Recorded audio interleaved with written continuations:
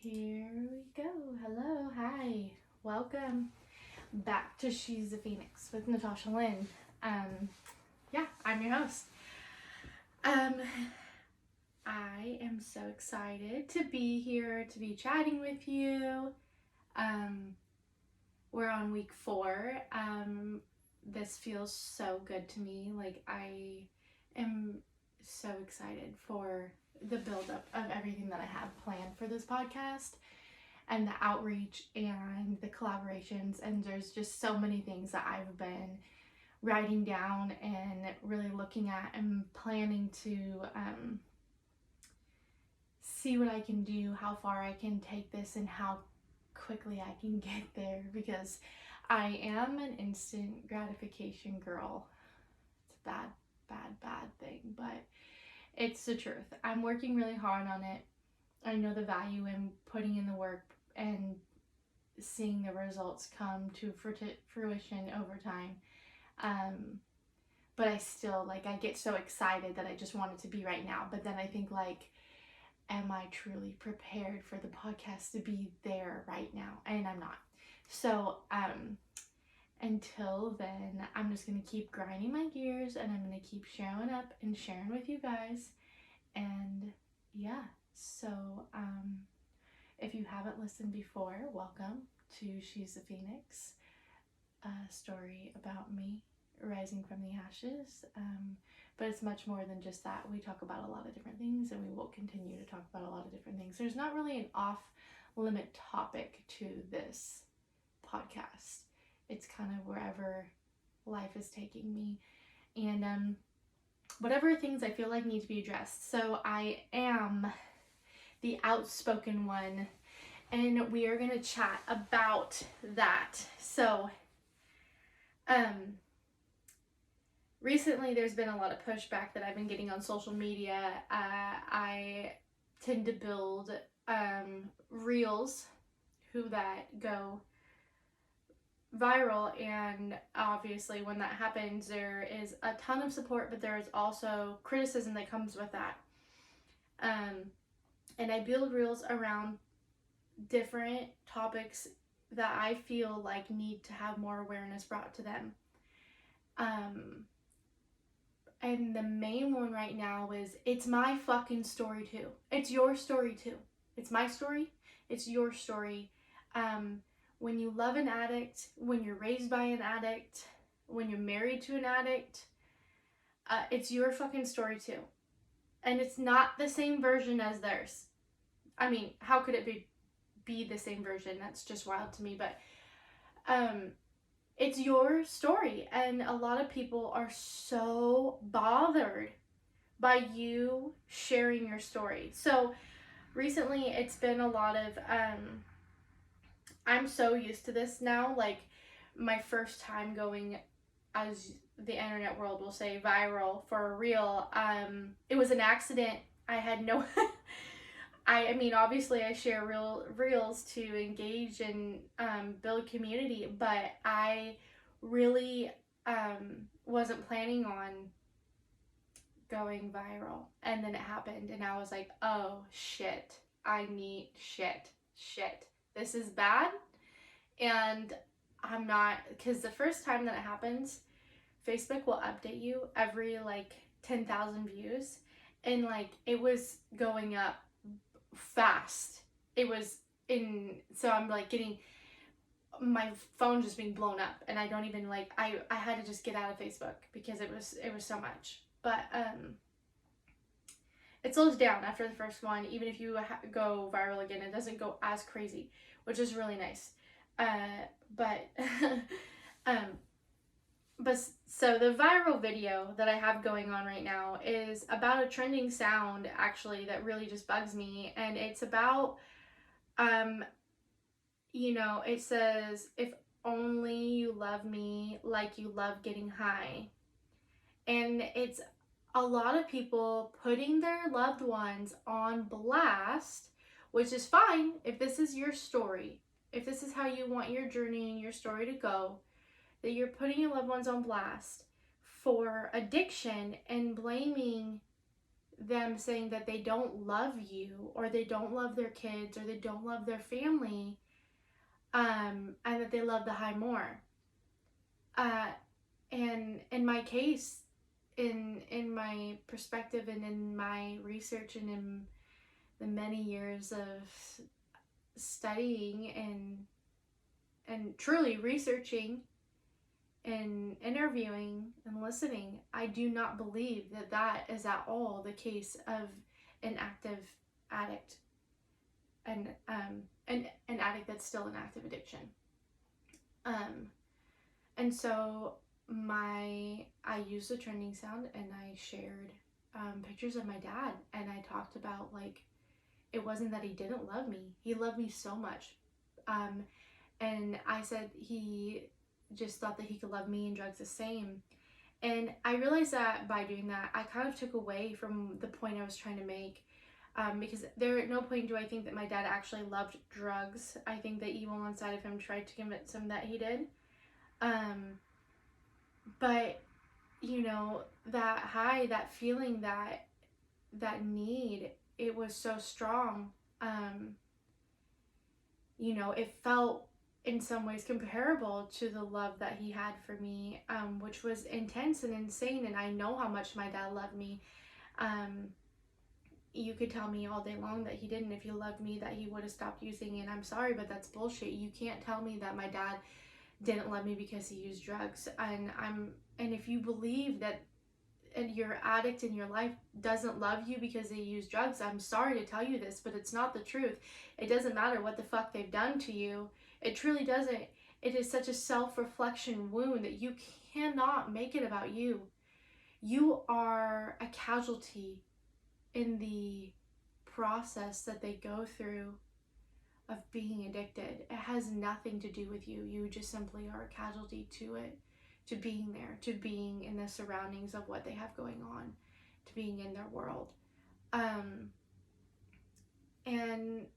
that really upset people that I said that, you know, and they basically told me it wasn't my story to tell, and that I was putting my dad on blast. And I, you know, hey, if morbid isn't for you, this podcast may not be for you at times, okay? Because I don't know how else to say this, but, like, he's fucking dead. So, I mean, I don't really know, like, what you think he's going to do about it. Like, he's gonna be disappointed in me. He was cremated, so he doesn't even have a grave to, like, be upset about it from. Like, he's just, you know, in a purple urn with butterflies, I believe, maybe hummingbirds, can't remember, maybe both. It's purple though. Urn that my grandma put him in, and he's with my grandma. And I love that my grandma loved the urn, and that's what she put him in, but it always makes me giggle because it's such a feminine urn for such a masculine man. But it's okay. It's what she needed, and it's beautiful the way that she honors him. Anyways, this is a lot of rambling to get to my point, but all I feel relevant. So people are always going to have an opinion, you know, kind of like we all have assholes. Doesn't mean that you should technically share your opinion, right? Because not everybody's going around sharing their asshole. But we still do, because the internet has made it a safe place to do that with your keyboard. And that's fine.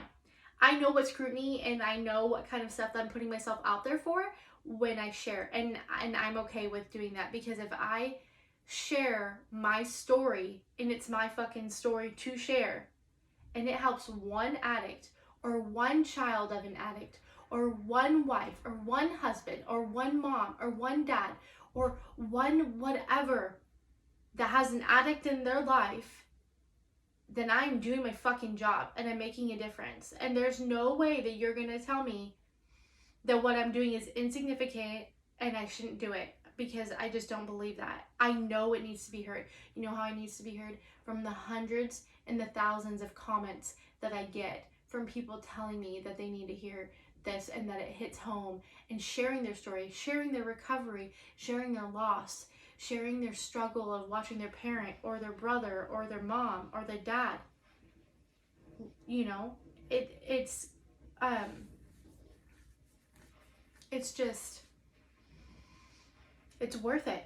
It's worth it for the criticism, for the flat out fucked up things that are said to me. And you know, I mean, I actually received a message today that said, haha, your dad's dead, haha.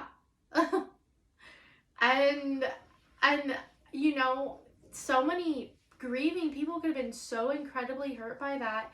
And at one point I would have been raging, just raging pissed, but I'm not. You know why? Because I don't need to be raging pissed. I don't.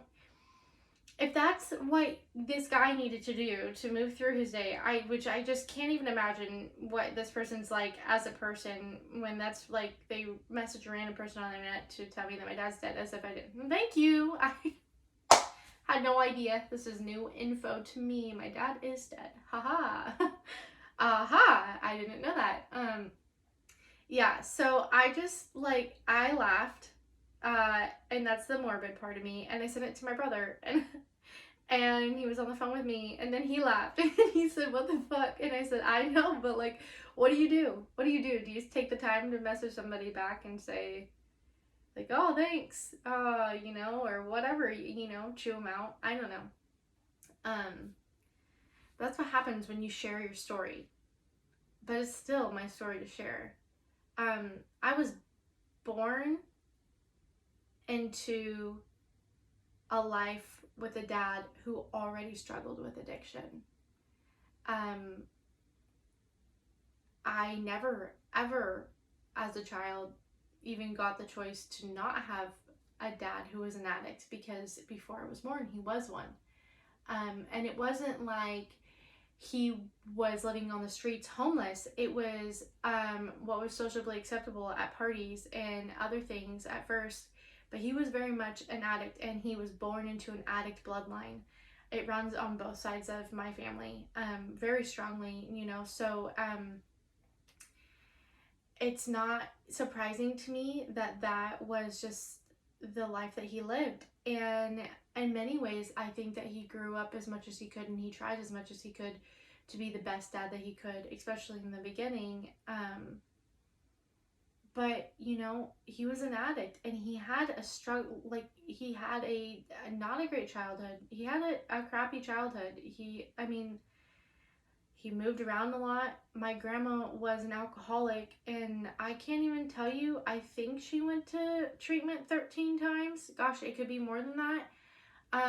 She was a severe alcoholic, and by the grace of God, she has many, many years clean now, and she's one of my absolute favorite people, and I talk to her as much as I possibly can. But, you know, there was a lot of hurt and pain that was caused from her addiction that created the addiction cycle in my father.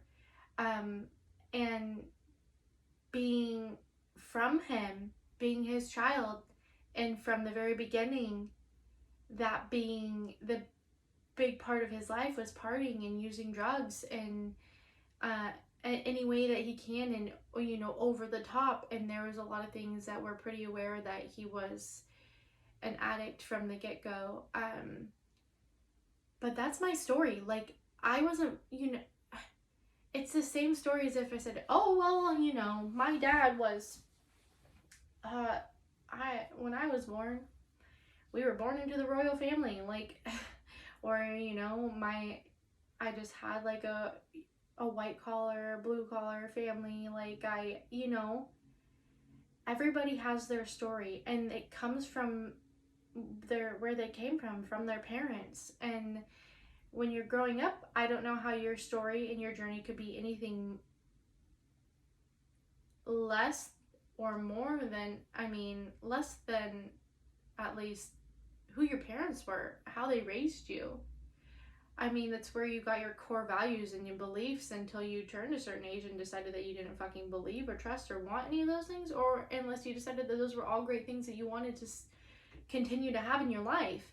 But your parents are a part of your story. How could they not be? You wouldn't be here if it weren't for them. And my fucking story is that my dad was an addict and my parents struggled, and my mom, thank God, wasn't. I'm very grateful that she wasn't also an addict. You know, and she fought to have a family together, and she did her fucking damnedest to make it happen, and she did for 27 years. She made a family for us. You know, and obviously my dad did too. It wasn't just like the whole 27 years my dad just used drugs, and I mean, that would also say a lot about my mom.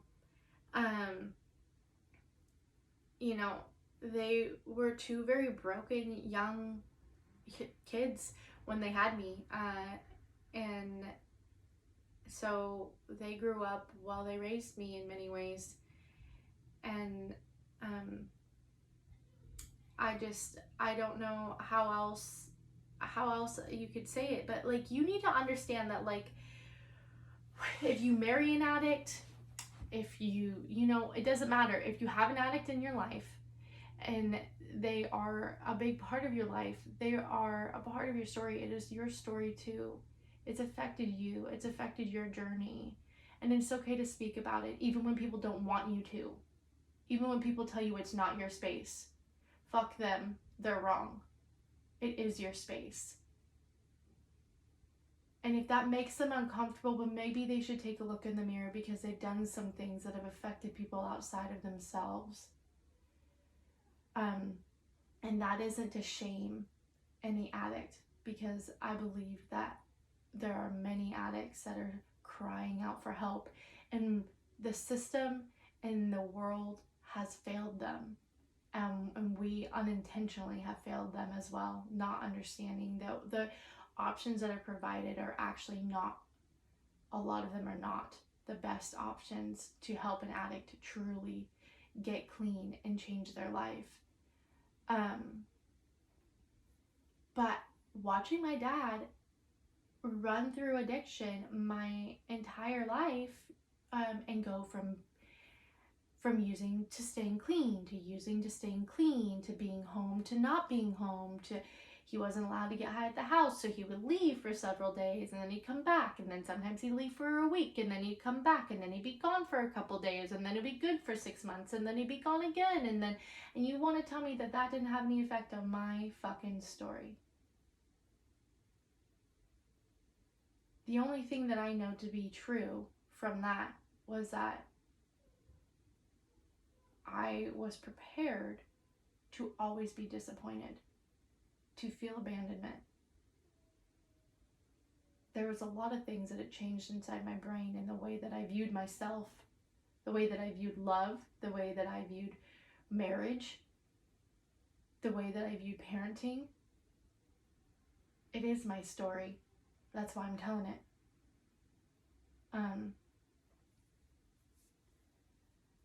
You know, my dad wasn't a horrible man. He was actually far from a horrible man. He was a great man.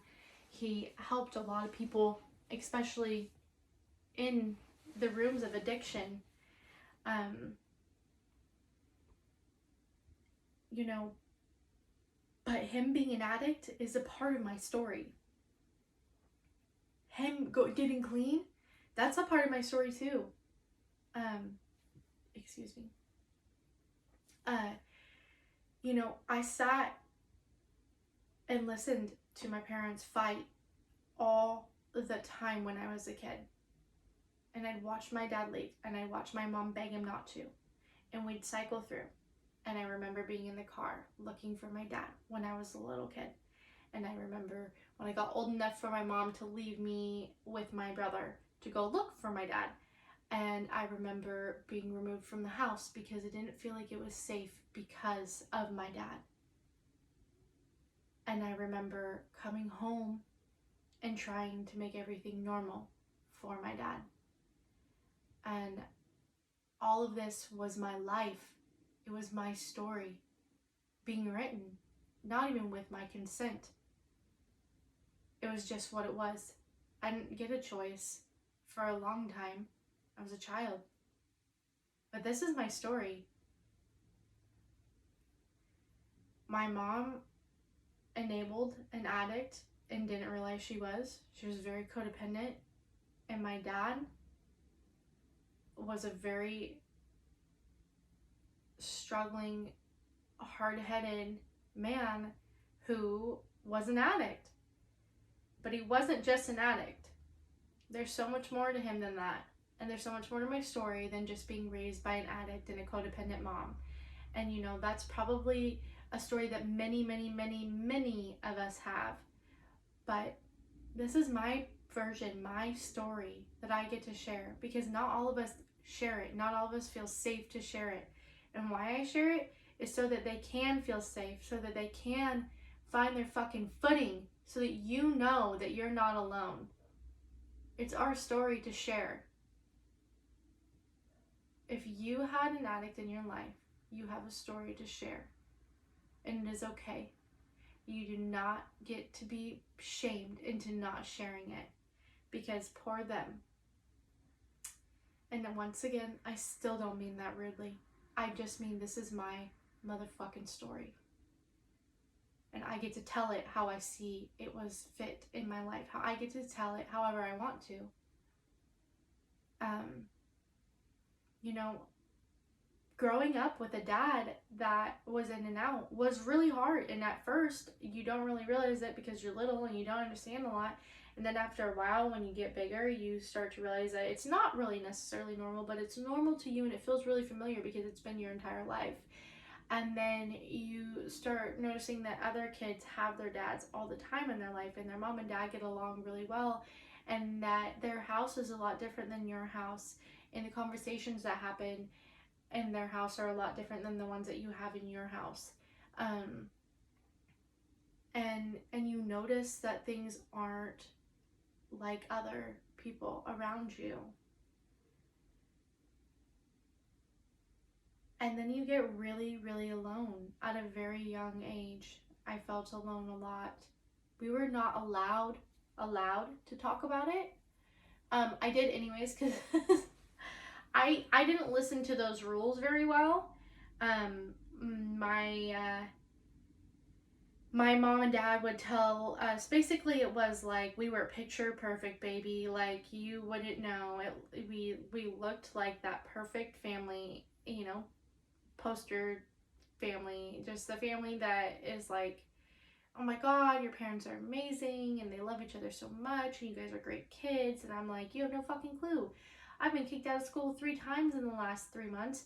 My mom's gotten a call every fucking week from the principal. My brother stole macaroni and cheese because fuck it, we had money and we still just fucking did dumb stuff. Like, you don't even know. Like, my brother was rebelling out. He was smoking cigarettes when he was way too young. I'm trying to smoke weed. I'm drinking.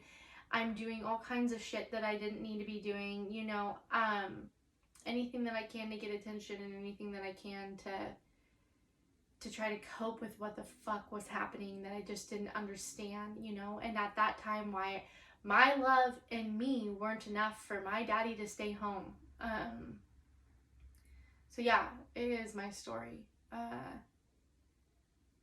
You know, when I was in middle school, my dad was gone for what I thought was a week, until I had a conversation a few months ago with my mom, and she informed me that it was actually a month.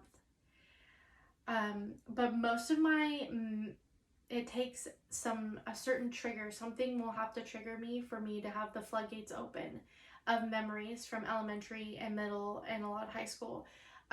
Elementary and middle school are more because of the trauma that was happening at my home from my dad being in addiction and struggling so much. And then in high school, it was a mixture of that, and then me coping with using alcohol and Adderall as a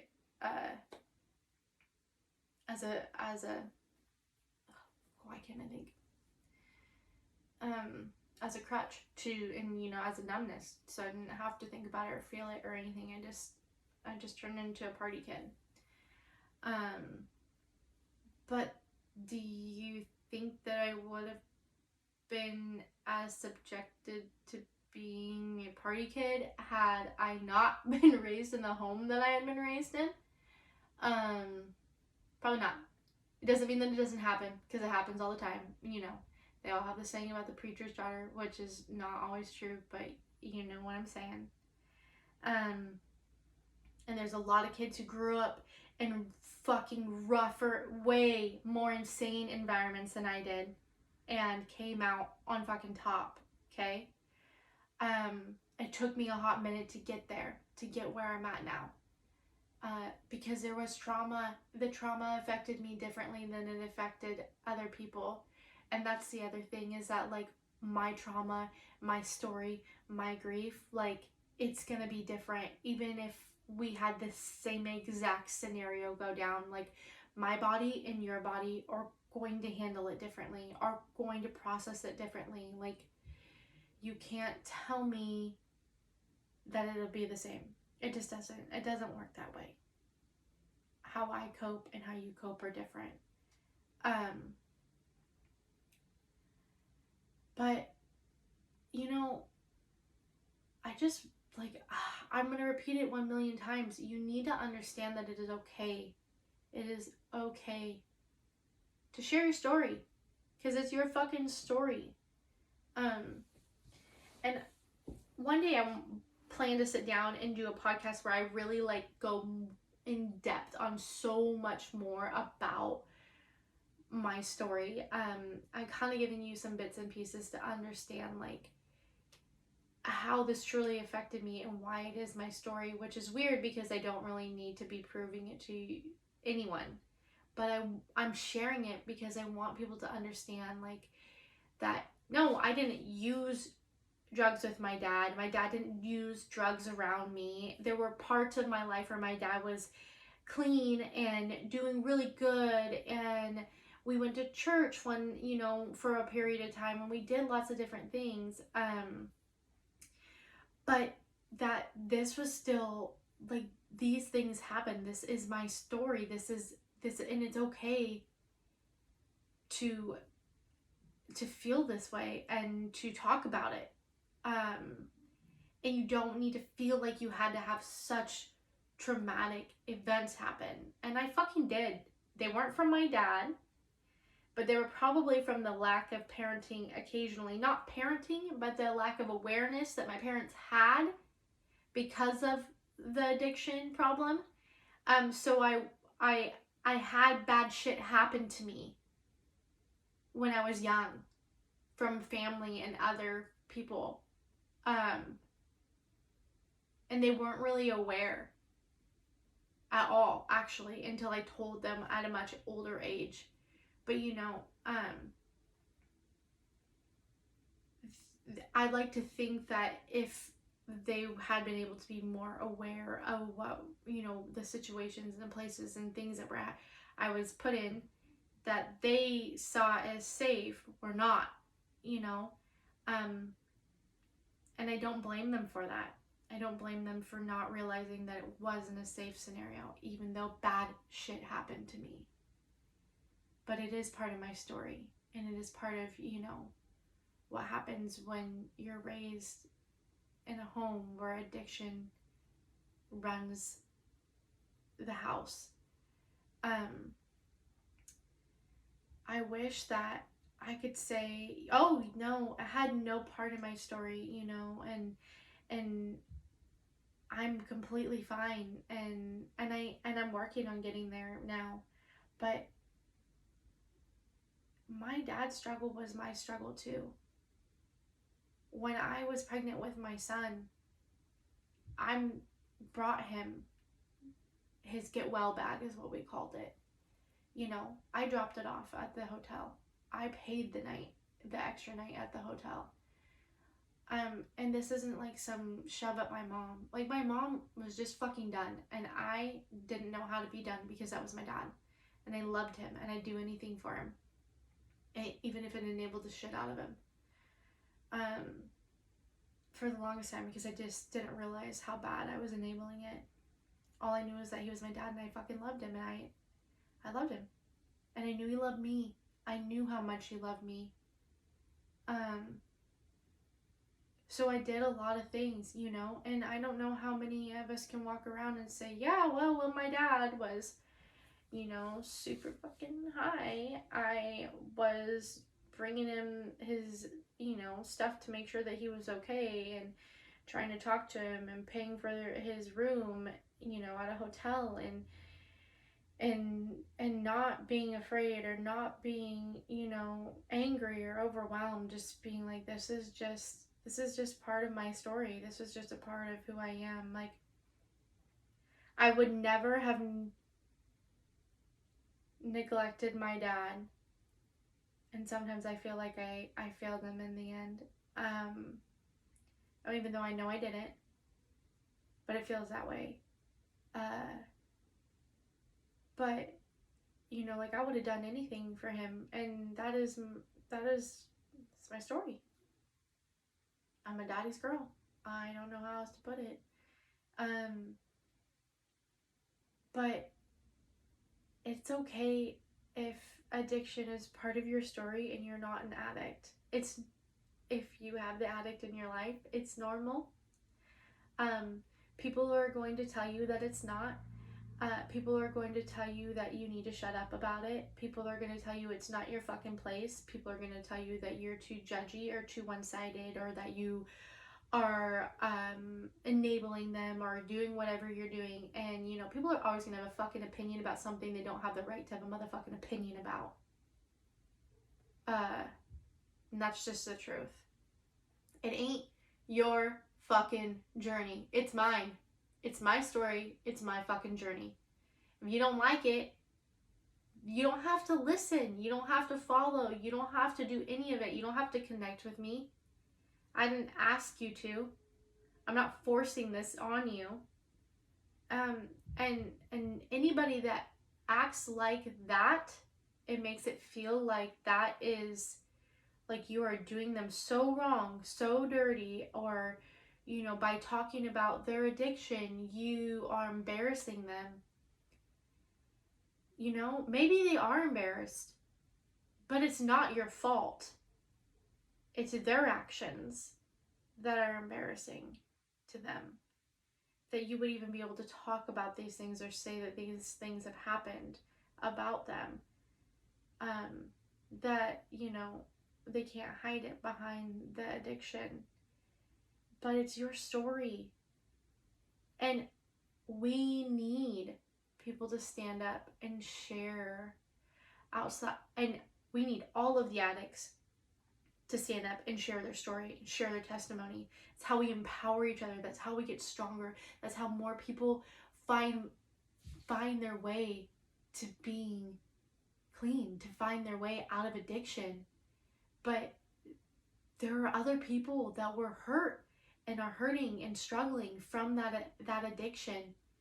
And it's the moms, the dads, the brothers, the sisters, the aunts, the uncles, the wives, the husbands, the daughters, the sons, the nieces, the nephews, that were a casualty in the addiction. And we have to stand up and we have to talk about it. Because you had trauma too. You have a story to tell too. You have people that will connect and feel so much safer from you sharing. Feel okay to share their journey. Feel okay to walk into a room and say, hey, this was my fucking reality. But it's time that we stop shaming people for sharing their story. This isn't a pity party about poor me, my fucking life sucked, and just feel bad for me. I don't want you to feel bad for me. I don't want you to feel bad that my dad's dead. I don't want you to feel bad that my husband's dead. I want you to hear what I'm sharing with you so that you can move forward in wherever you're at and whatever pain you have. So that you know how to walk through what you're walking through, or that you may have to walk through. So that you know you're not alone. So you know that there's somebody else here saying, I fucking did it, you can do it too. Somebody who's going to say, you know what? I'll be a motherfucking clout chaser for the rest of my life if that means that it gets people to stay clean, if that means that it gets people to heal from the trauma of the loved ones that they had that were addicts. I'll share it for the rest of my life, and I will never be fucking afraid to do so. And I will never feel bad about it. Not once am I going to feel bad about sharing my story. My dad is a part of my story. His addiction was a part of my fucking story. It made out many years of my life, and it's still affecting it now. And there's nothing that you can say or do that's going to change what I'm here to do. I'm going to share it. I'm going to show up. I'm going to keep talking.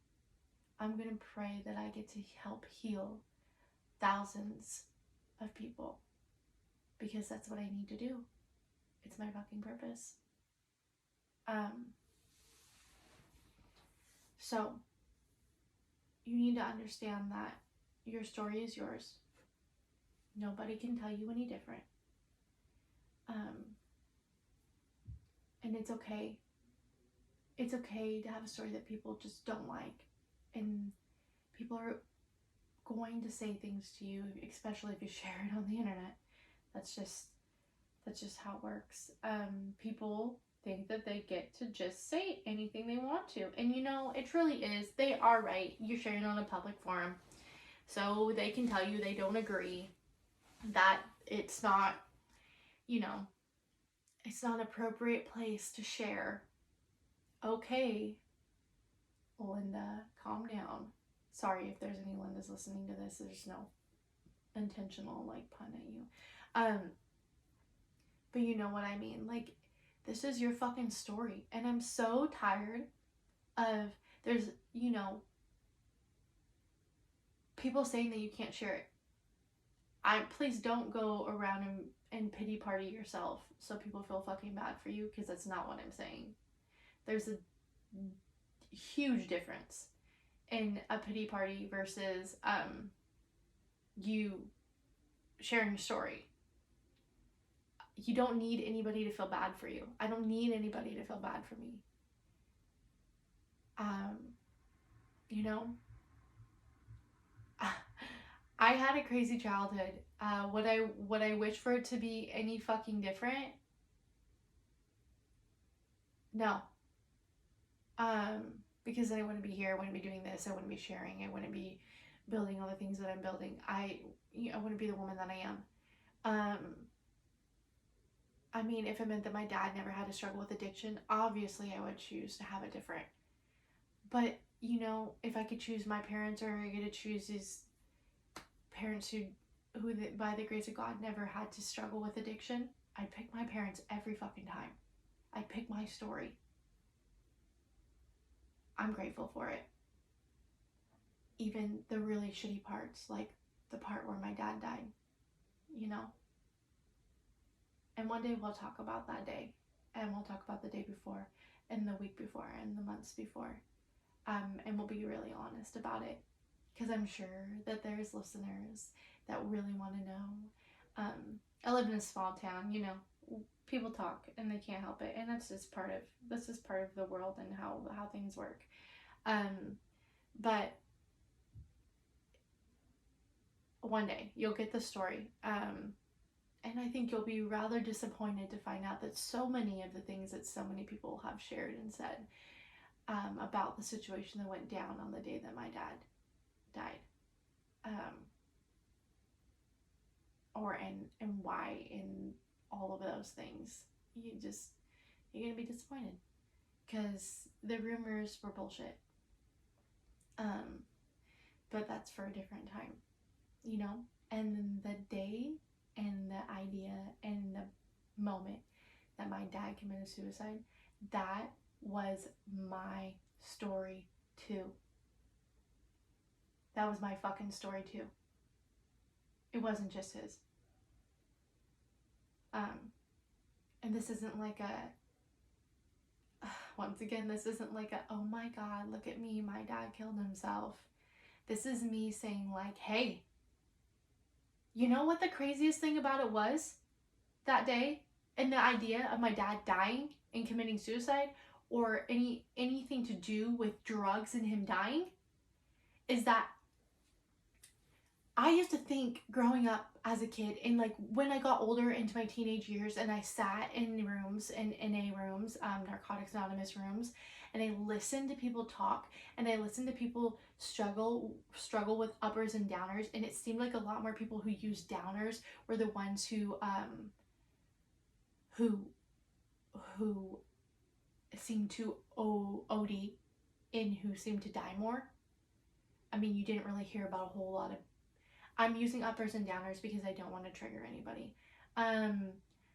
So people that use uppers, how often do you hear about them dying?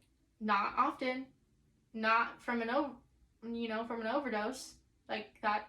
Yeah, never. I don't think I ever heard one time of somebody using an upper and that making them overdose and die. So I had this idea in my head. Well, my dad's an addict. He uses this drug, this very, fucking horrible drug. But hey, at least it's an upper, so I don't have to worry about him dying from it. He won't overdose, so I don't have to worry about that. I don't have to worry about him dying that way. Joke's on fucking me, right? It wasn't an overdose, you could say, but I say it kind of was, because it made him go crazy. And not like crazy, but I mean, honestly, yeah, it did make him go crazy.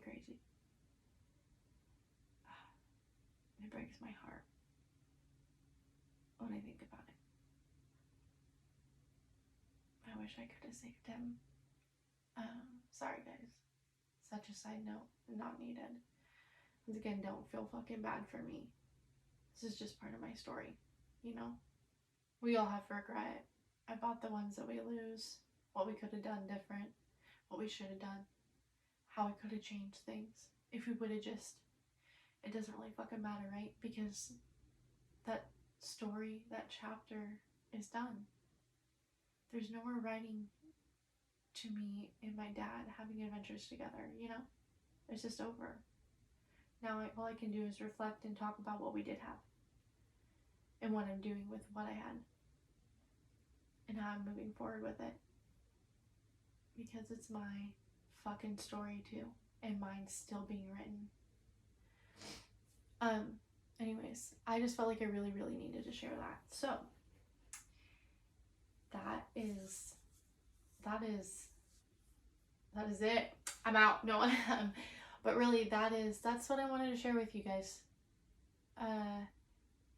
It's your story too, okay?